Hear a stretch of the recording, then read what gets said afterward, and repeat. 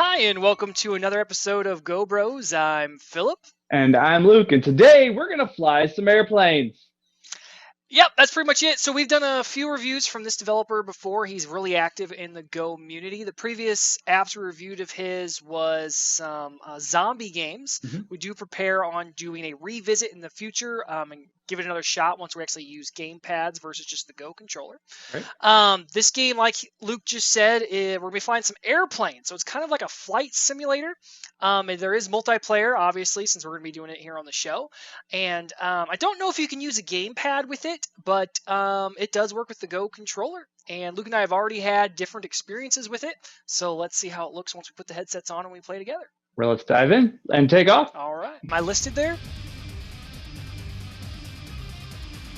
Joining doesn't seem to do anything. It does. It's like if you put your mouse on the right side, your laser on the right side, you'll see there's a bunch of blanks.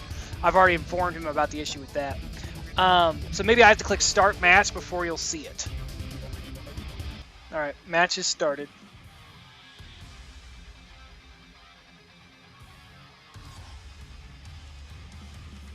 I see nothing. There's nothing in here. Nice one. Is it local only? No, it shouldn't be. I'll back out, you try to host. Game length, team deathmatch bots disabled. Okay, do you see me? Not yet. Okay, I'm gonna hit start then.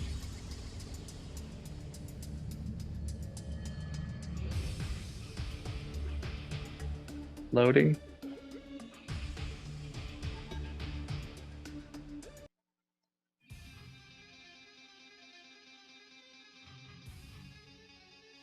Okay, I'm in an airplane. Nothing. I'm gonna try to quit and reopen and see if that matters. Alright, join game. There you are. Oh, I just blew up. Wow, there's a lot of fireworks if you hit the water. Still blowing up. Okay, you found me? I think so.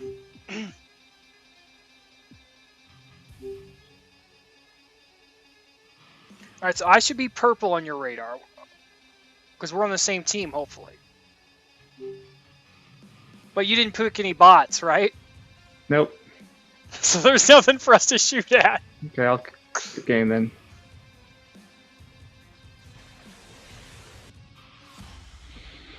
Oh, that quits the game completely. Okay. Oh god! Ugh. Alright, I'll try hosting since it quit for you.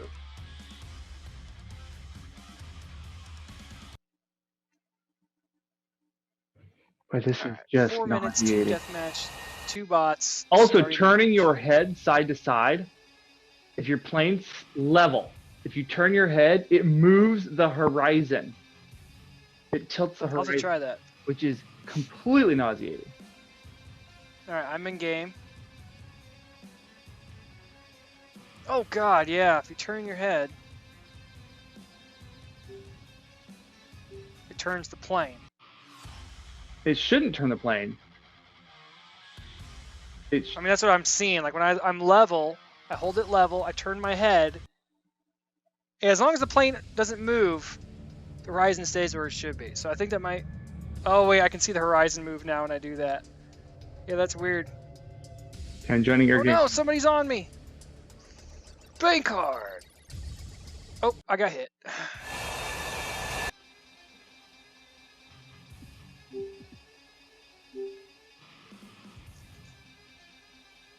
You see my match yet? I'm in. Okay, so purple is you. Should be. I'm imagining. I don't see anybody. I only see green. Okay. If press the Oh, there you are. I see you now. Okay, so first things first, just as I'm reviewing this, is I, in the first 30 seconds of playing, am ready to vomit. And the reason for that, like right now, I'm gonna hold the plane completely level. Let's come up here. Okay, the plane is level. If I turn my head side to side, the ocean moves. That is not good. Yeah, I'm turning my head. The horizon is moving, independently of reality, and it's just nauseating. Okay, I'm gonna come over here and try to find my brother. Now, my end, I actually have not experienced any nausea with this so far. I don't know if it's because I have some real life flight experience. I mean, very little, but I have some real life flight experience flying a Cessna, so maybe I might just be used to the thing. But Luke's right. You tilt your head. Right now, my horizon's not moving. The clouds are moving. It's kind of weird. Yeah, mine is if I hold my remote completely still, and I not tilt my head. If I tilt my head, the clouds move. I'm talking if I look left or look right, the horizon completely shifts.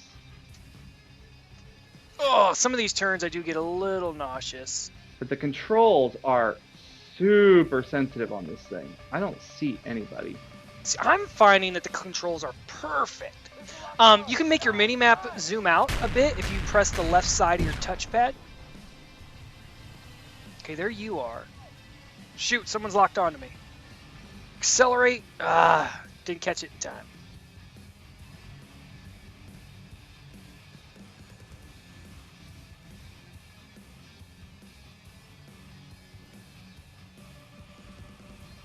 I'm seeing 2 purples now. Not sure what's up with that.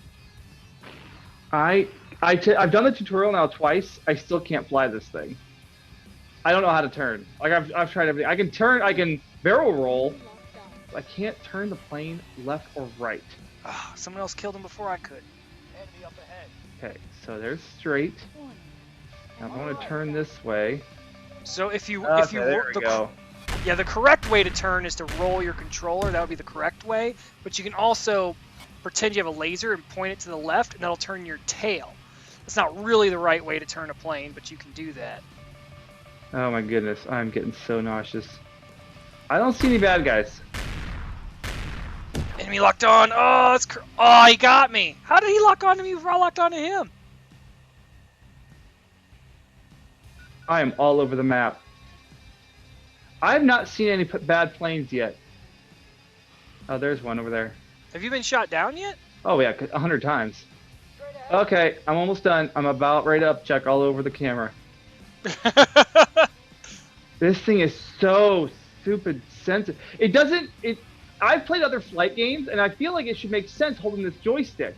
But the way that the things to make it turn, it doesn't make sense to turn.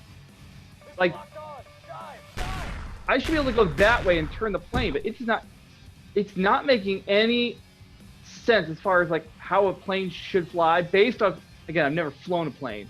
Based off on every other flight simulator I've ever done, this does not fly in the same way. What kills me is I feel like it flies like so perfect. Like I love how well this flies. Like it's one of my I could just sit in here and just fly around. Mission accomplished. I can't see anything. And now I'm just going straight into the sky. I can't get it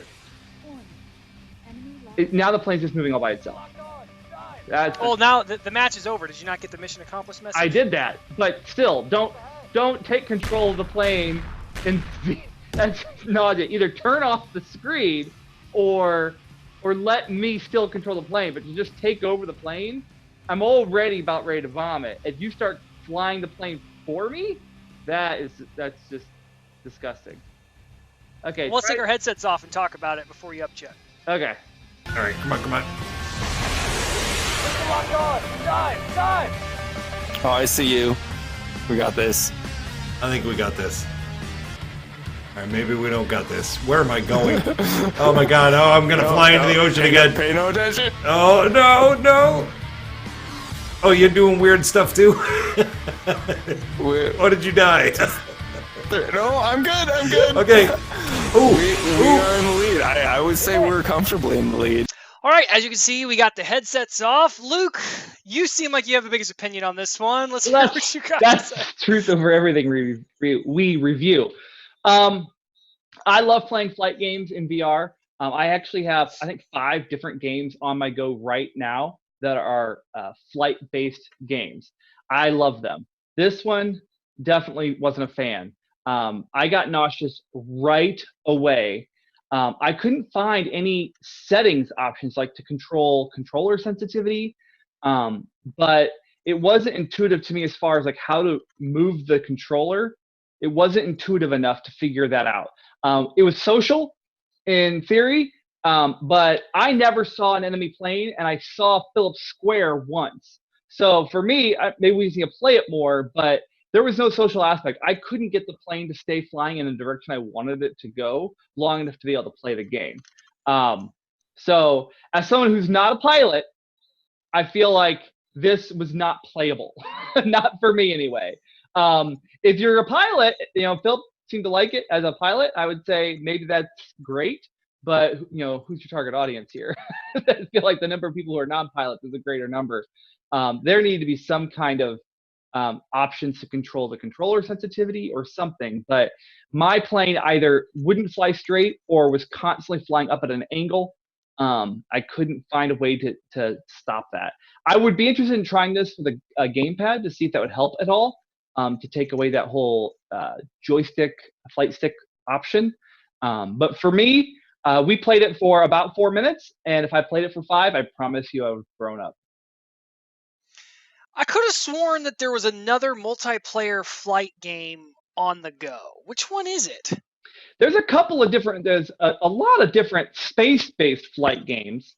And then there's, I'll have to go back and look at the name of the one I had that's, Earth-based.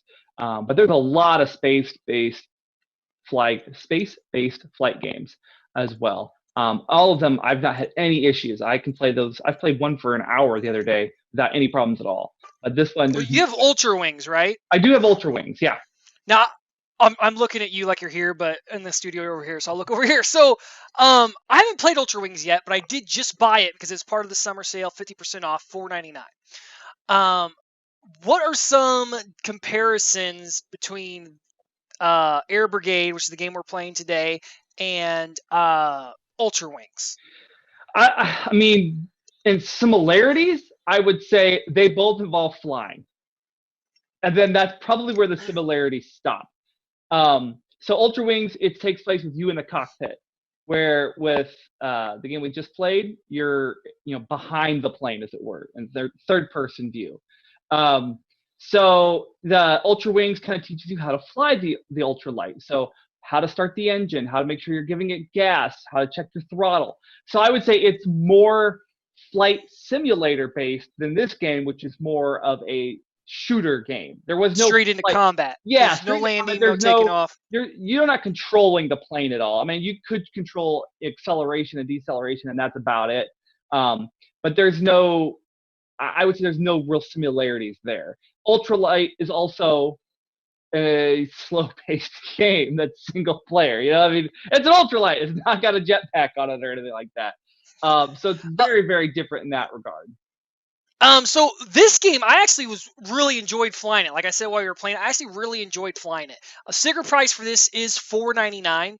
Now, the developer did give us some codes to give away. I think he gave us, I don't know, somewhere 3 and 4 codes to give away. So we will be giving those codes away.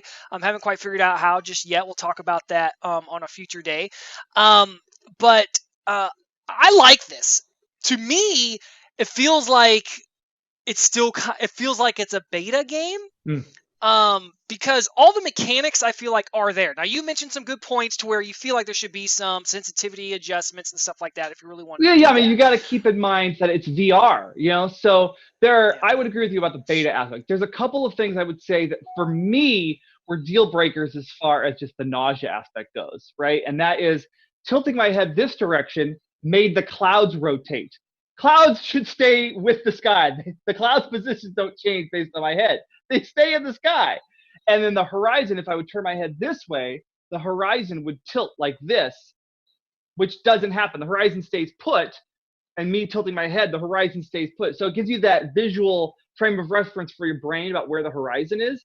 But the fact that parts of the sky moved when I moved my head made it very easy for me to get nauseous. I was kind of surprised you didn't see that in when you were playing, but for me, I never noticed it. It's I wonder if that's one of the reasons why I wasn't getting super nauseous was maybe I was focusing on something else. Maybe I was focusing on like the target reticle. Maybe I was focusing on the reticles of the other planes or on the mini map. So maybe I didn't notice because when I jumped in, I mean, I'm like, okay, I got to find somebody and shoot him down. I wasn't necessarily looking, okay, well, let's fly this plane and see what's around. I wasn't doing that aspect. Maybe if I was doing that and looking around more, maybe I would have gotten a bit nauseous versus just focusing on key pieces. And if you think about it, the third person view should actually make it less nauseating. Because, like, I think about a game, which we still need to review, but we got to play more before we do. Not Anshar Online, but the other space one. Vendetta Online? Yep. Yeah. Vendetta Online, I always play like I'm in the cockpit because it's VR. That's what I want. Right. And if I was doing these type of turns, those high G turns, the dives, if I was doing that in Vendetta Online, I would be blowing chunks all over the place. I try to avoid that in that game. But in this game, because it's third person, I don't get that nauseating view. Well, here's what I would say. As far as the whole keep or delete, we always kind of end with, are we going to keep it or delete it? Here's the deal I will make. I've never done any kind of negotiation, but I will keep it to see if they update the mechanics as far as the horizon and the sky should not change their position in the universe based off of my head. Those things should stay the same. So if in an update those things change, I would love to give this another shot because I would love to have some kind of dogfight style shooter game that's not space-based. I would love to have that. But I can't play this again physically until the horizon is a steady point in space and time. Like that has to. You go back and look at the recordings when you look at it editing this, and you'll see. Yeah, the horizon is and the clouds. Those things for me quickly made me very sick. So I can't play this again until those are fixed. And it kills me because there's a lot of games out there that there's a big long beta process. I'm playing this game right now called Hot Roots. It's a football game. It's amazing, and they have been in a long beta process. This game's by a small single developer. He clearly had a single goal. I want to do a dogfight game. And this might have even came out of in the Go community. I think the developers challenged each other to do some type of flying game. Right. And then just with amongst themselves, they just won bragging rights. I think that might be where this game came from. And I feel like the developer, I want to say I heard some chatter. There were some people playing this game. Whoever those people were, I don't feel like you gave good feedback. Okay, you got to give these developers good feedback and not just try to stroke their egos and say, oh, please keep developing for the Go. They're not going to be able to if you don't give them good feedback. There is a difference, a clear difference between beta access and early access, right? So keep that in mind. If you're asking for beta access, you're saying, I will test and give feedback. If you're asking for early access, you just want to say you got there first. This is very different. I feel like whoever's watching this, if you've ever reached out to a dev for a code to test their game, if you've been one of those people who are just like, oh, it's a free game that I get to play for a little bit, you're what's breaking this community. You are what's making developers not want to game because they have people test their game. Everything seems good. It goes to the store and then no one buys it or they get bad reviews. It's because it's not being tested well. You should be, if you want to be one of those people to get a code to try a game, you should be taking screencasts, pictures, details. Hey, this is what I would love more. I would love this more. And I just felt like if this was beta tested with people from the Go community, like I'm sure that it was, somebody out there dropped the ball whenever they were working with this developer because the mechanics are there. It works. There's just some pieces that could be polished, and I would love to see this game polished. As is this game worth $5? If you want to have a multiplayer game where you're dogfighting with your friends, I think this is your only option. That's a dogfight that's not space-based. I mean, there are space-based options. But also, just reviewing the multiplayer aspect, we both found that the only way multiplayer worked is if one person started the session while the other person relaunched the game. If your game is already open, there's no way to refresh the server list. So I had to completely quit the game, wait for my brother to have the host started, then reopen the game, and then it would have the list of the rooms. Yeah, you have to start playing with bots first before somebody comes in. So that's kind of a bummer for sure. I would say for now, it's not worth $4.99, but would be worth well more than $4.99 with just some small things changed. I hate saying stuff like that because, yeah, you can go out and you can buy Slightly Heroes on sale on those special sale days for $1.99, and that's an incredibly polished, high-end, I wouldn't say big developer, but a team of people Yeah. developing that game. It's not really fair to say this isn't worth $4.99. Those guys are playing the long ball. They're playing, hey, we're going to sell hundreds, thousands of copies of this, but then you have these small devs who are going out to tackle a single thing. If somebody wanted to play a dogfight with a friend, totally worth less than a McDonald's Happy Meal to buy this game to dogfight with your friend versus trying to go figure out how to develop it yourself. I mean that's the thing. Absolutely. Either spend hundreds of hours learning to do it yourself, or here's $5. It's not perfect, but totally worth less than a McDonald's Happy Meal. Provided you can find a friend who can play this without upchucking in its current state. There is that. Well, I hope everyone feels that this was a very fair review. One of the things that makes this show so great is Luke and I often have varying opinions on games. I know a lot of our early episodes was all pretty common because we were doing a lot of big games that everyone just loved. But we want to be able to review more indie games like this, smaller developers, and we really just want the community to get more involved because there are lots of great concepts that aren't there yet, and people just don't feel like 3 Degrees of Freedom is a good gaming platform. But I'm telling you, those people are wrong. There's tons of amazing games you can have on the Oculus Go right now. I mean, honestly, a flight simulator is a perfect 3 Degrees of Freedom type of game. You're sitting in a cockpit with a joystick, a flight controller, right? Like 3 Degrees of Freedom is all you really need. That's right. And there's like train simulators. The freedom is if you want to be like a flight attendant and walk down the aisle of the plane. But short of that, flight simulators and 3 Degrees of Freedom they were made for each other. There should be more flight games. And then to play devil's advocate, someone say, well, I want to lean forward and get closer to the controls. Like, then go to flight school. Or get glasses. If you're flying like this, what's that say? Yeah, you shouldn't be flying either. All right, this is an awful long episode for such short gameplay, but folks, stay tuned. We'll advertise real soon how we're going to give away those codes. I haven't even talked to Luke yet about it because we just got these codes last night, but I was thinking rather than just a random drawing, make a video about why you think we'll just how about Luke just agree with me on this after I tell you. Make a video about why you think the Oculus Go is still a great gaming platform and tell us why you want this game, Air Brigade. Yeah. And what you're going to do with it. All right, so by the time I would say, you said we have 3 codes? 3 or 4? 3 or 4 or 5, something like that. First three, 4 or 5 to send us a video meeting those criteria can have the codes. There you go. All right. So all you got to do is send us a video. We'll have the instructions down below on how to send it. Probably the best way would be to upload a link to I don't know if there's an Air Brigade channel in the Discord. We'll put it in the description. Just look at the description. We'll tell you where to send those videos about why you think the Oculus Go is still a great gaming platform, why you want this game. But do us a favor, if you're a minor and you make your video, keep your headset on because it'll still look cool, but then we don't necessarily see your face. We don't have to worry about any legalities. I'm sure there probably isn't any, but just if you're a minor, just keep your headset on and you can still make your video that way. That sound good? Sounds great. All right. Well, thanks for tuning in to another episode of Go Bros. I'm Philip. And I'm Luke. We'll see you guys next time.